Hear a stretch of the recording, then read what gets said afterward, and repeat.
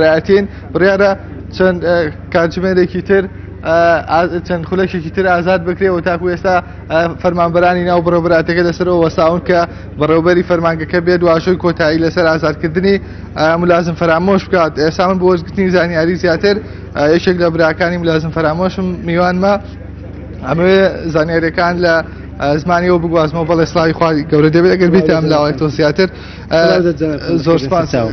دیارە لەمڕۆ وادەی یاسایی زیندانیکردنی ملازم فەرامۆش کۆتایی هاتووە، ئێوە ئێستا چاوەڕێکی دەکەن و بڕیارەکەی براکەی ئازاد بکرێت. بەڵێ ئەمڕۆ دیارە کۆتا ڕۆژەکەیەتی کۆتا ڕۆژی حکومدانەکەیەتی کە 32ەیە.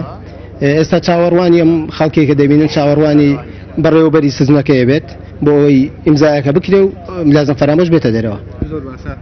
ئەو ئێوە تێبینیتانەیە لەسەر شێوازی حکومدانەکەی ملازم فەرامۆش یاخود ئەو مادەیەکی بکە ملازم فەرامۆشی پێ دادگای کرا و دواتر زیندانی کرا؟ طبعا تێبینی هەیە لەسەر هەموو سزادانێک لە کوردستان و بتوێنێتەوە تێبینی هەیە، بەڵام تێبینیەکان دوجار بڕیارە دەبێت پێوە پابند بێ و ئەویش پێوە پابندمە و زیندانی خۆی تەواو کردووە تا ئێستا. سەبارەت بە دوورخستنەوەی لە پلەکەی تا چەنە دوورخراوەتەوە؟ دوور ناخرێتەوە، دەچێتەوە سەر کارەکەی خۆی.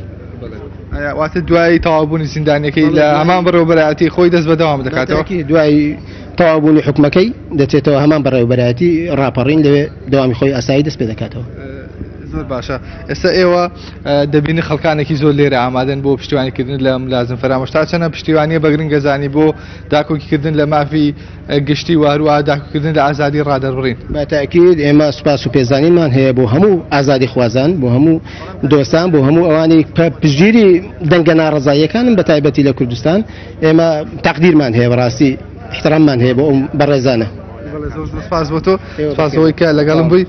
بەڵێ کاک زانامەیە ئاماشە بەوە بەم لە ئێستا ژمارەیەکی زۆر لە نوێنەرانی ڕێکخراوەکان هەتا فەرمانبەر حکوومیەکان ژمارەیەکی زۆر لە هاوڵاتیان و چالاکوانان لێرە لە بەردەم بینای دادگای یاسایشی ناوخۆ کۆبوونەتەوە بۆ پێشوازیکردن لە ساتە وەختی ئازادکردنی ملازم فەرامۆش. دیارە کەیسەکانی دادگا لە ماوەی ڕابردووە تێبینی زۆریان لەسەر بۆ بەتایبەتی ئەم کەیسەی ملازم فەرامۆش کە لە شاری ڕانیە دوایەوەی کە لەسەر معاناتی خۆی بۆ داکۆکیکردن لە مافی گشتی فەرمانبەران باسی لەوە کرد کە فەرمانبەران چیجیکە لە فەرمانکەیان دانیشن و بایکۆت دەست پێ بکەن. دیارە لەو سەروبەندەدا لەلایەن فەرمانکەی خۆیەوە سکاڵای یاسایی لەسەر تۆمان کراوە، دواتریش براوەتە دادگای سەربازی تایبەت بە وەزارەتی ناوخۆ بە تۆمەت یاخود بە مادەی تەشهیر یاخود تۆمەت تەشهیرکردن. بەڵێ پەیامنەرمان ئەحسان سابیر